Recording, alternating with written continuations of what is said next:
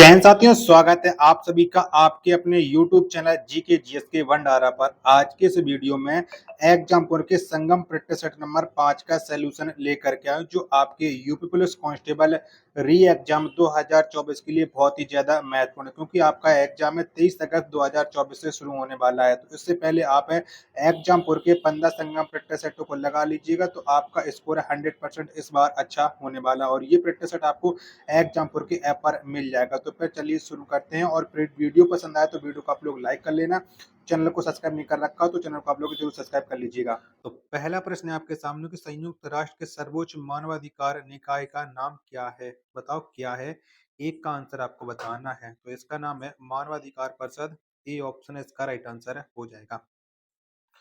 दूसरा प्रश्न है आपके सामने कि विश्व खाद्य दिवस किस तिथि को मनाया जाता है? तो कब मनाते हैं? तो विश्व खाद्य दिवस प्रत्येक वर्ष 16 अक्टूबर को मनाया जाता है। ए ऑप्शन इसका राइट आंसर हो जाएगा।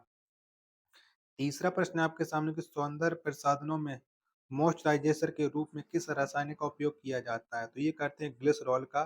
ए ऑप्शन राइट आंसर हो जाएगा। चौथा प्रश्न है आपके सामने कि लेखक अमिताभ घोष ने कौन सी पुस्तक नहीं लिखी है? तो कौन सी पुस्तक नहीं लिखी है? तो इंडिया 2020 ये पुस्तक लेखक अमिताभ घोष ने नहीं लिखी है। डी ऑप्शन राइट आंसर हो जाएगा। पांचवा प्रश्न है आपके सामने कि ऋण और उधार ली गई धनराशि पर जिस दर से ब्याज प्राप्त किया जाता है उसे क्या कहते हैं? तो उसे क्या कहा जाता है? तो उसे कहा जाता है ब्याज दर। सी ऑप्शन है राइट आंसर है हो जाएगा। छठवां प्रश्न है आपके सामने कि भारतीय अंतरिक्ष अनुसंधान संगठन इसरो का मुख्यालय कहाँ स्थित है? तो कहाँ पर है? तो इसरो का जो मुख्यालय है वो है बेंगलुरु में। ए ऑप्शन है करेक्ट आंसर हो जाएगा। सातवां प्रश्न है आपके सामने कि उत्तर प्रदेश पुलिस की आपातकालीन प्रतिक्रिया नंबर क्या है? ये आपको बताना है। चलिएगा, चारों ऑप्शन में आपको दिखा देता हूँ। सात का राइट आंसर क्या हो जाएगा? तो ये हो जाएगा आपातकालीन नंबर है 112। बी ऑप्शन है राइट आंसर हो जाएगा। आठवां प्रश्न है आपके सामने कि सिख नव वर्ष के उपलक्ष्य में कौन सा त्योहार मनाया जाता है? तो ये मनाते हैं बैसाखी। आठ का ए ऑप्शन है राइट आंसर है हो जाएगा। नौवां प्रश्न है आपके सामने कि संविधान का कौन सा अनुच्छेद केंद्र और राज्यों को कर लगाने की शक्तियों से संबंधित है? तो कौन सा अनुच्छेद संबंध है? तो ये अनुच्छेद है 268। डी ऑप्शन है इसका राइट आंसर है हो जाएगा। 10वां प्रश्न है आपके सामने कि जन्म और मृत्यु के चक्र की बौद्ध अवधारणा का नाम क्या है? तो ये आपको बताना 10 का राइट आंसर। तो इसका नाम है संसार। ए ऑप्शन है करेक्ट आंसर हो जाएगा। 11वां प्रश्न है आपके सामने कि कौन सी नदी हिमाचल प्रदेश, हरियाणा और उत्तर प्रदेश राज्यों से होकर के बहती? इन तीन चारों में से आपको बताना है। तो ये नदी है यमुना नदी। बी ऑप्शन है करेक्ट आंसर हो जाएगा। 12वां प्रश्न है आपके सामने किस फसलीय मौसम को जायद मौसम के नाम से भी जाना जाता है? तो किससे जाना जाता है? तो ये जाना जाता है बसंत फसलीय मौसम को। 12 का डी ऑप्शन है वो करेक्ट आंसर हो जाएगा। 13वां प्रश्न है आपके सामने कि वैश्विक आतंकवाद सूचकांक 2023 के अनुसार भारत का कौन सा स्थान है? बताओ इसमें भारत का कौन सा स्थान है? तो ये है 13वां है। 13 का बी ऑप्शन है राइट आंसर हो जाएगा। 14वां प्रश्न है आपके सामने कि निम्नलिखित में से गांधी रिबन समझौता किससे संबंधित है? बताओ किससे संबंध रखता है ये गांधी रिबन समझौता है। चारों ऑप्शन है वो आपकी स्क्रीन पर सो रहे हैं, फटाफट से 14 का आंसर बताइएगा। तो ये सब है अवज्ञा आंदोलन से इसका संबंध है। ए ऑप्शन है राइट आंसर हो जाएगा। 15वां प्रश्न है आपके सामने कि वर्तमान में यूनेस्को के महानिदेशक हैं तो कौन है? तो इसके महानिदेशक हैं आद्रे अजोले। 15 का सी ऑप्शन है राइट आंसर है हो जाएगा। 16वां प्रश्न है आपके सामने कि लोक कला संग्रहालय लखनऊ की स्थापना किस वर्ष की गई थी? बताओ कब स्थापना हुई थी? तो इसकी स्थापना हुई थी वर्ष 1989 में। 16 का बी ऑप्शन है राइट आंसर हो जाएगा। 17वां प्रश्न है आपके सामने कि आयुष्मान भारत स्वास्थ्य खाता आईडी के माध्यम से 1 करोड़ टोकन बनाने वाला भारत का प्रथम राज्य? तो ये भारत का प्रथम राज्य उत्तर प्रदेश। 17 का बी ऑप्शन है राइट आंसर हो जाएगा। 18वां प्रश्न है आपके सामने कि वर्ष 2021 की अंतिम जनगणना के अनुसार उत्तर प्रदेश का जनसंख्या घनत्व कितना है? कितना है? तो ये है 829 है जनसंख्या घनत्व। ए ऑप्शन है करेक्ट आंसर हो जाएगा। 19वां प्रश्न है आपके सामने कि राष्ट्रीय बाल श्रम परियोजना किस वर्ष प्रारंभ की गई थी? तो ये परियोजना कब प्रारंभ हुई थी? तो ये परियोजना प्रारंभ हुई थी 1988 में। ए ऑप्शन है वो करेक्ट आंसर आप लोगों का हो जाएगा। 20वां प्रश्न है आपके सामने कि यूरोपीय अंतरिक्ष एजेंसी का प्रोवा 3 मिशन किस देश में लॉन्च किया जाएगा? तो ये लॉन्च किया जाएगा अपने प्यारे देश भारत में। 20 का ए ऑप्शन है वो करेक्ट आंसर हो जाएगा। 21वां प्रश्न है आपके सामने, उत्तर प्रदेश किसान सभा का गठन किस वर्ष से किया गया था? तो कब हुआ था? तो उत्तर प्रदेश किसान सभा का जो गठन हुआ था वो 1918 में किया गया था। 21 का बी ऑप्शन है राइट आंसर हो जाएगा।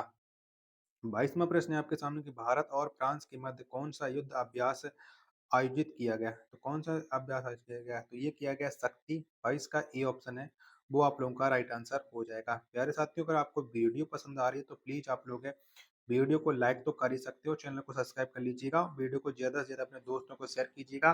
संगम प्रैक्टिस 15 आपको हमारे यूट्यूब चैनल पर पूरे मिलने वाले हैं। 23वां प्रश्न है आपके सामने कि रेलवे स्टॉप कॉलेज किस स्थान पर स्थापित किया गया? तो ये कहाँ पर स्थापित किया गया? तो ये किया गया बड़ोदरा में। 23 का बी ऑप्शन है वो राइट आंसर है हो जाएगा। 24वां प्रश्न है आपके सामने, कोयला मंत्रालय ने भूमिगत कोयला गैसीकरण के लिए भारत की प्रथम पायलट परियोजना किस राज्य में प्रारंभ की? तो ये प्रारंभ की है झारखंड राज्य में। 24 का सी ऑप्शन है वो राइट आंसर हो जाएगा। 25वां प्रश्न है आपके सामने कि पाकिस्तान ने हाल ही में किस देश के सहयोग से अपना पहला चंद्रयान मिशन IQ क्यूमर लॉन्च किया है? तो ये कौन से देश के सहयोग से लॉन्च किया गया है? 25 का आंसर आपको बताना है। तो ये लॉन्च किया गया चीन के सहयोग से। बी ऑप्शन है करेक्ट आंसर हो जाएगा।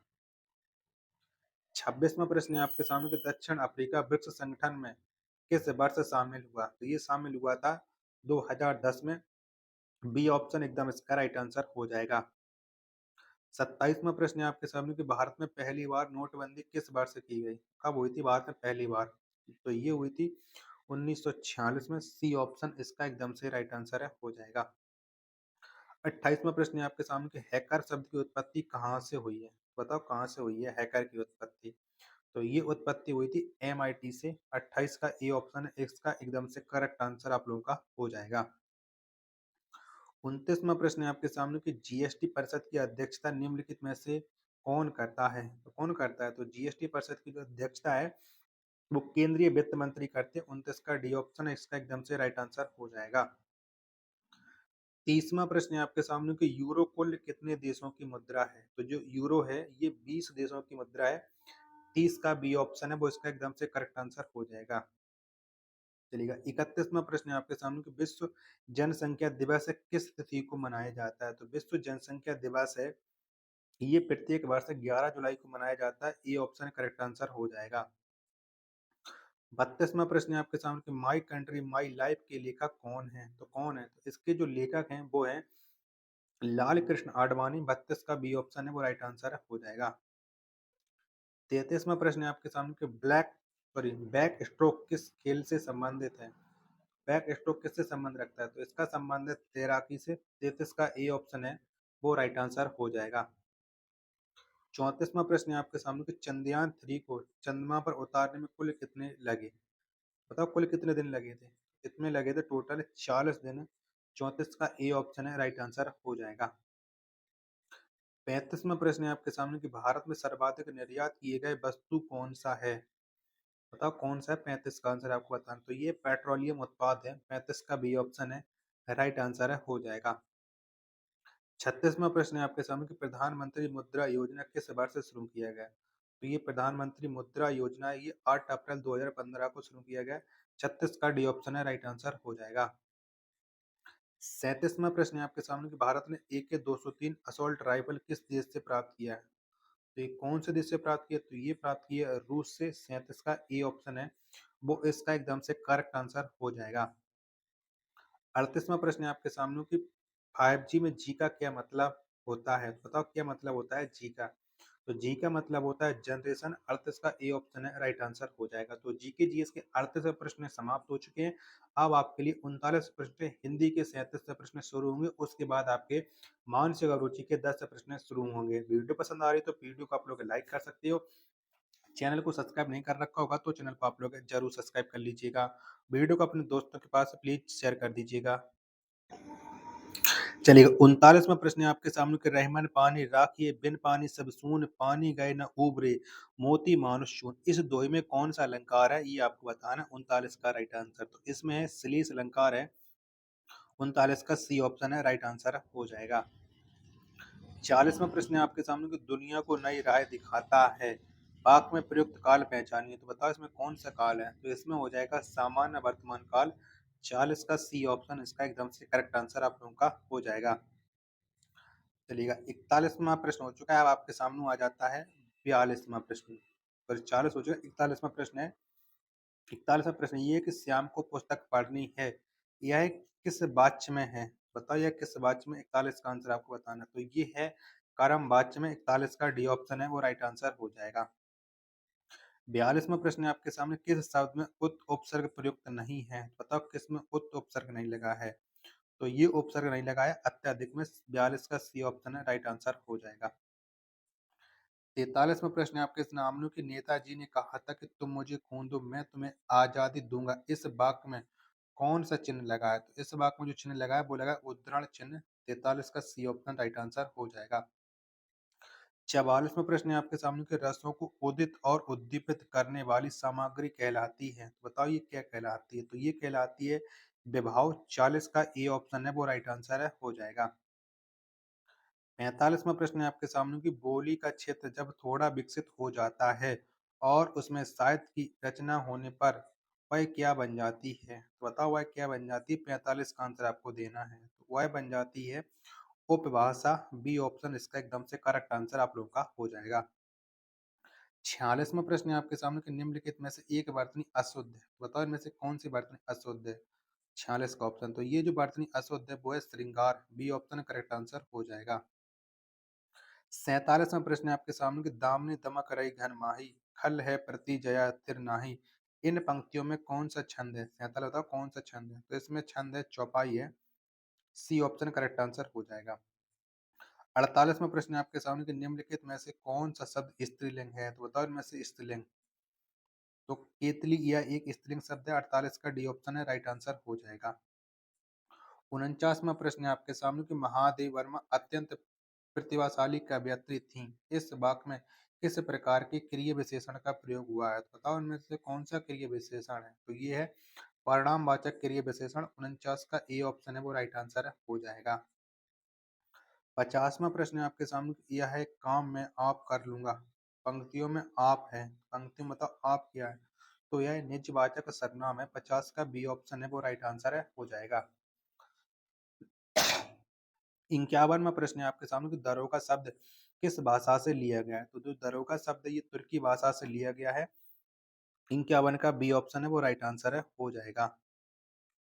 52वां प्रश्न है आपके सामने कि श्रद्धानंद का संधि विच्छेद किया है। तो बताओ क्या हो जाएगा? तो ये हो जाएगा श्रद्धा प्लस आनंद। 52 का बी ऑप्शन है वो राइट आंसर है हो जाएगा। 53वां प्रश्न है आपके सामने कि दिए गए शब्द युग्म के सही अर्थ भेद का चयन कीजिएगा। तो अभिसार और अभिसार, इसका सही अर्थ क्या हो जाएगा? 53 का आपको आंसर बताना। तो ये हो जाएगा छिप कर मिलना या आक्रमण कर आक्रमण, यानी 53 का सी ऑप्शन है वो इसका करेक्ट आंसर हो जाएगा। साथियों वीडियो पसंद आ रही तो प्लीज वीडियो को लाइक करें और चैनल को सब्सक्राइब नहीं कर रखा होगा तो चैनल को आप लोग जरूर सब्सक्राइब कर लीजिएगा। 54वां प्रश्न है आपके सामने कि निम्नलिखित प्रश्न में 4 विकल्पों में से उस विकल्प का चयन करें जो सही वाक्य भेद का विकल्प है। माँ ने कहा था कि उन्हें बाजार जाना है। बताओ चुंगन का राइट आंसर क्या हो जाएगा? तो ये हो जाएगा मिश्र वाक्य। चुंगन का ए ऑप्शन एकदम से इसका राइट आंसर हो जाएगा। 55वां प्रश्न है आपके सामने कि निम्न में एक देवता का पर्यायवाची नहीं है। तो बताओ इनमें से कौन सा है जो देवता का पर्यायवाची नहीं है? तो किंकर ये देवता का पर्यायवाची नहीं है। 55 का सी ऑप्शन है वो राइट आंसर हो जाएगा। 56वां प्रश्न है आपके सामने कि सुबरन शब्द है। बताओ सुबरन है ये कैसा शब्द है? ये आपको बताना है। तो सुबरन यह एक तद्भव शब्द है। ए ऑप्शन इसका एकदम से राइट आंसर हो जाएगा। 57वां प्रश्न है आपके सामने कि इनमें से कौन सा शब्द जातिवाचक संज्ञा है? बताओ कौन सा शब्द है? तो मनुष्य यह एक जातिवाचक संज्ञा है। ए ऑप्शन है वो इसका एकदम से करेक्ट आंसर हो जाएगा। 58वां प्रश्न है आपके सामने कि स्वर्ग प्राप्त में कौन सा समास है? तो इसमें है तत्पुरुष समास है। 58 का जो राइट आंसर है वो ऑप्शन संख्या डी एकदम इसका करेक्ट आंसर हो जाएगा। 59वां प्रश्न है आपके सामने कि निम्नलिखित में से विचित्र का पर्यायवाची क्या होगा? तो बताओ क्या हो जाएगा? तो विचित्र का पर्यायवाची होता है विलक्षण। 59 का सी ऑप्शन है वो राइट आंसर हो जाएगा। 61वां प्रश्न है आपके सामने कि लिंग बताइएगा। मनगढ़ंत। बताओ मनगढ़ंत में कौन सा लिंग का प्रयोग हुआ है? तो ये एक उभयलिंगी है। 60 का सी ऑप्शन है, एकदम से करेक्ट आंसर आप लोगों का हो जाएगा। 61वां प्रश्न है आपके सामने कि हिमालय से गंगा निकलती है, इस वाक्य में कौन सा कारक है? बताओ कौन सा कारक है? तो यहाँ पर कारक है अपादान कारक। 61 का ए ऑप्शन है वो राइट आंसर हो जाएगा। 62वां प्रश्न है आपके सामने कि तद्भव शब्द है, तो बताओ तद्भव कौन सा शब्द है? तो मानव, ये एक तद्भव शब्द हो जाएगा। 62 का ए ऑप्शन है वो राइट आंसर आप लोगों का हो जाएगा। प्यारे साथियों, अगर आपको ये वीडियो पसंद आ रही है तो प्लीज वीडियो को लाइक करें। चैनल को सब्सक्राइब नहीं कर रखा होगा तो चैनल को आप लोग जरूर सब्सक्राइब कर लीजिएगा। 63वां प्रश्न है आपके सामने कि यह किताब मेरी है, इस वाक्य में यह किस प्रकार का विशेषण है? तो यह एक सर्वनामिक विशेषण है। 63 का सी ऑप्शन है वो राइट आंसर है हो जाएगा। 64वां प्रश्न है आपके सामने गूलर का फूल होना मुहावरे का सही अर्थ है, बताओ इस मुहावरे का सही अर्थ क्या हो जाएगा? तो गूलर का फूल होना इस मुहावरे का सही अर्थ होता है दुर्लभ वस्तु। 64 का सी ऑप्शन है वो राइट आंसर है हो जाएगा। चलिएगा, प्रश्न संख्या 65 है आपके सामने कि जहां वाक्य की गति अंतिम रूप ले ले, विचार के तार टूट जाए, वहां किस चिन्ह का प्रयोग किया जाता है? तो वहां पर विराम चिन्ह का प्रयोग, सॉरी, पूर्ण विराम चिन्ह का प्रयोग किया जाता है। 65 का डी ऑप्शन है करेक्ट आंसर हो जाएगा। 66वां प्रश्न है आपके सामने कि निम्नलिखित में से कौन सा शब्द विधि का अनेकार्थी शब्द नहीं है? बताओ कौन सा नहीं है विधि का अनेकार्थी? 66 का आंसर आपको बताना है। तो समकोण ये विधि का अनेकार्थी नहीं है। 66 का डी ऑप्शन है वो करेक्ट आंसर हो जाएगा। 67वां प्रश्न है आपके सामने कि तामसिक का विलोम क्या होगा? तो क्या हो जाएगा? तो तामसिक का जो विलोम शब्द हो जाएगा वो हो जाएगा सात्विक। 67 का ए ऑप्शन है वो राइट आंसर हो जाएगा। 68वां प्रश्न है आपके सामने कि भारतवर्ष के लिए हिंदी भाषा का नाम सबसे पहले किसने सुझाया? तो बताइए सबसे पहले नाम है वो किसने दिया था? तो ये नाम दिया था राजा राममोहन राय ने। 68 का जो राइट आंसर होगा वो ऑप्शन संख्या डी एकदम से करेक्ट आंसर हो जाएगा। चलेगा, अगला प्रश्न प्रश्न संख्या 69 है आपके सामने के दिए गए विकल्पों में से त्रिवेणी के रचनाकार हैं। तो बताओ त्रिवेणी के रचनाकार कौन है? तो ये हैं किशोरी लाल गोस्वामी। ए ऑप्शन है वो करेक्ट आंसर हो जाएगा। 70वां प्रश्न है आपके सामने अशोक के फूल के रचनाकार हैं, और ये अशोक के फूल यह एक निबंध संग्रह है। इसके जो रचनाकार हैं वो है हजारी प्रसाद द्विवेदी। 70 का डी ऑप्शन है राइट आंसर हो जाएगा। चलिए, अब आ जाता है गद्यांश। तो आता आप गद्यांश को वीडियो को पॉज करके आप गद्यांश को पढ़ लीजिएगा पूरा ध्यान पूर्वक। और मैं गद्यांश को पहले पढ़ चुका हूँ तो इसके फिर मैं आपको आंसर बताते चल रहा हूँ। 71वां प्रश्न है आपके सामने कच्चे को पक्का आग ही तो करती है, इस वाक्य में कौन सा भाव छिपा है? तो यहाँ पर कौन सा भाव छिपा है? तो ये छिपा है संघर्ष बच्चों को परिपक्व बनाता है। 71 का ए ऑप्शन राइट आंसर हो जाएगा। 72वां प्रश्न है आपके सामने कि आग का सामना करना चाहिए, वाक्य में आग प्रतीक है, तो बताओ आग किसका प्रतीक है? तो ये कठिनाई का प्रतीक है। 72 का सी ऑप्शन है राइट आंसर हो जाएगा। 73वां प्रश्न है आपके सामने गद्यांश के अनुसार शक्ति पर नियंत्रण आवश्यक है क्योंकि, बताओ किस लिए आवश्यक है? 73 का आंसर आपको बताना है। तो अनियंत्रित विस्तार दुखों को जन्म देता है। 73 का ए ऑप्शन है करेक्ट आंसर हो जाएगा। 74वां प्रश्न है आपके सामने गद्यांश के अनुसार डॉट डॉट साधना और आराध्य के योग है, तो क्या है? तो गद्यांश के अनुसार शक्ति साधना और आराध्य के योग है। सी ऑप्शन करेक्ट आंसर हो जाएगा 74 का। 75वां प्रश्न है आपके सामने कि समाज में किस प्रत्यय का प्रयोग किया जाता है? तो समाज में ये प्रयोग किया जाता है इक प्रत्यय का। इसका इक्का किया जाता है जिससे हो जाता है सामाजिक।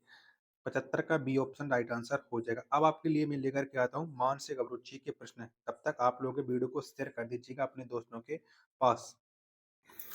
चलिएगा, मानसिक अभिरुचि का 140वां प्रश्न है आपके सामने गश्त के दौरान आप एक संदिग्ध व्यक्ति को सुनसान इलाका में पार्क किए गए वाहन के पास घूमते हुए देखते हैं, आपको सबसे पहले क्या करना चाहिए? तो आप सबसे पहले क्या करोगे? तो व्यक्ति के पास सावधानी से जाएं और पहचान पूछें। बी ऑप्शन इसका राइट आंसर है हो जाएगा।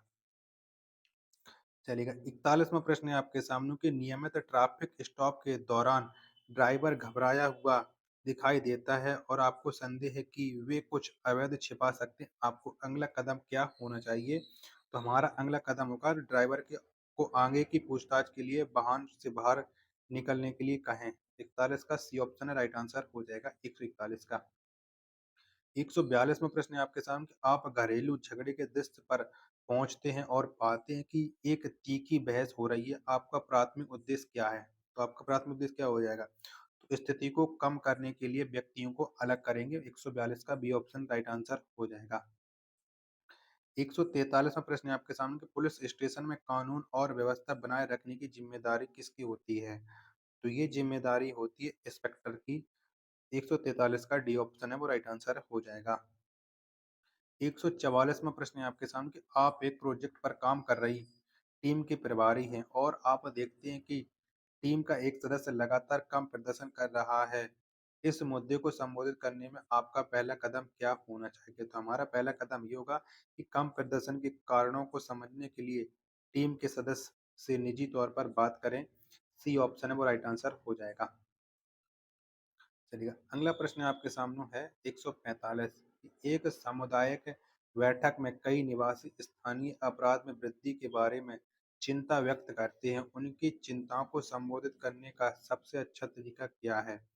तब क्या हो जाएगा 145 का राइट आंसर? तो ये हो जाएगा आपका, चारों ऑप्शन देख लीजिएगा। तो उनकी चिंताओं को सुने, उन्हें गश्त बढ़ाने का आश्वासन दें और सामुदायिक सहयोग को प्रोत्साहित करें। सी ऑप्शन करेक्ट आंसर हो जाएगा। 146वां प्रश्न है आपके सामने कि पुलिस शब्दावली में एफआईआर का संक्षिप्त नाम क्या है? तो ये है प्रथम सूचना रिपोर्ट। 146 का ए ऑप्शन है वो करेक्ट आंसर हो जाएगा। 147वां प्रश्न है आपके सामने कि एक बड़े सार्वजनिक विरोध के दौरान भीड़ अनियंत्रित होने लगती है और सार्वजनिक संपत्ति को नुकसान पहुंचाना शुरू कर देती है। पुलिस प्रशासन की तत्काल कार्रवाई क्या होनी चाहिए? 147 का आंसर आपको बताना है। तो स्थिति को कम करने के लिए विरोध नेताओं के साथ संवाद करें और यदि आवश्यक हो दंगा नियंत्रण उपयोग उपायों का लागू करें। यानी सी ऑप्शन है वो राइट आंसर हो जाएगा। 148वां प्रश्न है आपके सामने कि एक भीड़ भरे बाजार में एक संदिग्ध विस्फोट उपकरण की रिपोर्ट है। पुलिस को सबसे पहले क्या कदम उठाना चाहिए? तो पुलिस सबसे पहले इलाके को खाली कराकर बम निरोधक दस्ते को बुलाना। ये ऑप्शन करेक्ट आंसर हो जाएगा। चलिए अगला प्रश्न है प्रश्न संख्या 149 है आपके सामने कि यह एक हाई प्रोफाइल मामला है जिसकी मीडिया गहन जांच कर रहा है। पुलिस प्रशासन को जनता को सूचना जारी करने के मामले को कैसे संभालना चाहिए? ये आपको बताना है। 149 का राइट आंसर क्या हो जाएगा?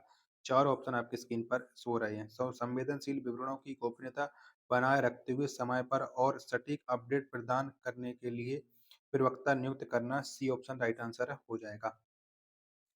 150वां प्रश्न है आपके सामने और ये मानसिक अभिरुचि का अंतिम प्रश्न और प्रैक्टिस सेट का भी अंतिम प्रश्न है। पुलिस विभाग में एक नई नीति को लागू करने की आवश्यकता है, लेकिन कुछ अधिकारियों की ओर से इसका विरोध किया जा रहा है। सुचारू कार्यान्वयन सुनिश्चित करने का सबसे अच्छा तरीका क्या है? तो इसका जो सबसे अच्छा तरीका है वो है नई नीति के लाभों और प्रक्रियाओं को समझाने और किसी भी चिंता का समाधान करने के लिए प्रशिक्षण सत्र आयोजित करना।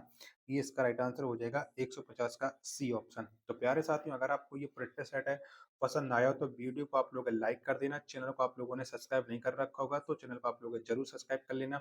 मिलते हैं अपने एक और नेक्स्ट वीडियो के साथ, तब तक के लिए धन्यवाद। जय हिंद, वंदे मातरम।